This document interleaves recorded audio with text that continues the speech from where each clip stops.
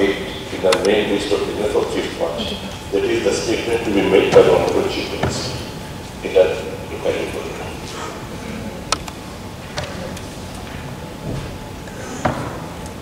The Indigenous Progressive Regional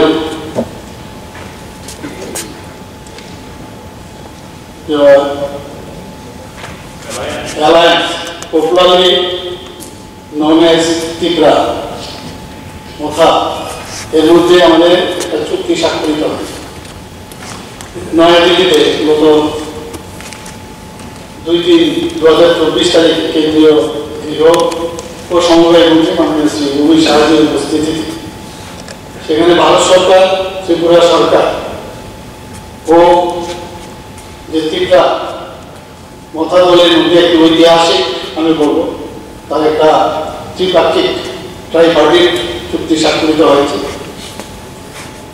আমি সর্বপ্রথমে এই ঐতিহাসিক যে চুক্তি সম্পাদন হয়েছে তার জন্য আমি দেশের যশস্বী প্রধানমন্ত্রী নরেন্দ্র মোদীজি এবং আদরণীয় গৃহমন্ত্রী শ্রী উমেশ সাহাজির প্রতি আমার আন্তরিক কৃতজ্ঞতা ও ধন্যবাদ জ্ঞাপন করি।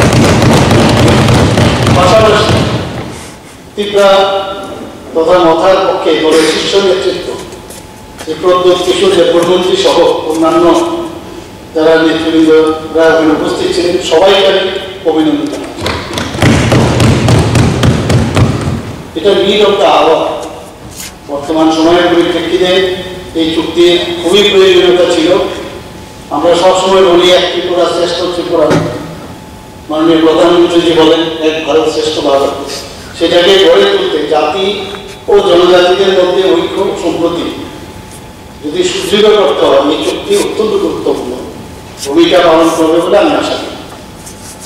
দেশের মাননীয় যশস্বী প্রধানমন্ত্রী শ্রী নরেন্দ্র মোদীজির নেতৃত্বে জাতি জনজাতি উভয় অংশের জনগণের যে যৌথ প্রয়াসে রাজ্যকে এগিয়ে নিয়ে যেতে এই চুক্তি সম্পাদিত হয়েছে এবং আমরা বারবার বলি সবকা সাথ সবকা বিকাশ বিশ্বাস আর প্রয়াস, এই মূল মন্ত্রকে কার্যকরী করতে এই চুক্তি যেটা হয়েছে এবং যে চুক্তি সম্পাদিত হয়েছে সেটা অবশ্যই সেই স্লোগানের স্বার্থে সেটা কাজ করে।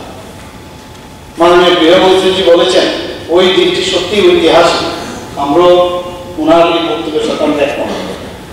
বিগত দশক ধরে উত্তর পূর্বাঞ্চলকে হিংসামুক্ত, উগ্রবাদ মুক্ত, বিবাদ মুক্ত অঞ্চল হিসাবে গড়ে তুলতে ক্রমাগত প্রয়াস চালিয়ে যাচ্ছে ভারত সরকার।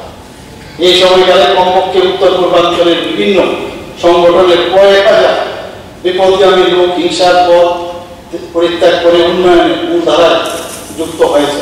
আমরা দেখেছি বারবার 31 পলিসির মাধ্যমে মাননীয় প্রধানমন্ত্রী শুধু স্লোগান না, যেটা বলেন সেটাই করেন। সব দিকে ইরাম কথা নিয়ে এখানে বললাম না, বারবারই আমরা বলি সব দিকে এখানে ডেভেলপমেন্ট আর বিশেষ করে ত্রিপুরা সম্প্রতি ইন্ডিজিনাস প্রগ্রেসিভ রিজিওনাল অ্যালায়েন্স যা ত্রিপুরা মোথা নামে সমধিক পরিচিত, অন্যান্য সংশ্লিষ্ট সকলের সঙ্গে বেশ কয়েক দফায় এর আগেও এই বৈঠক হয়েছিল এবং এর উপর ভিত্তি করে ভারত সরকার, ত্রিপুরা সরকার এবং ত্রিপুরা মোথার সঙ্গে জনজাতিদের যে ইতিহাস, জমির অধিকার, রাজনৈতিক অধিকার, অর্থনৈতিক উন্নয়ন, পরিচিতি, সাংস্কৃতিক, ভাষা ইত্যাদি বিষয়গুলো সৌহার্দ্যপূর্ণ সমাধানের উদ্যোগে আমরা সম্মত করি।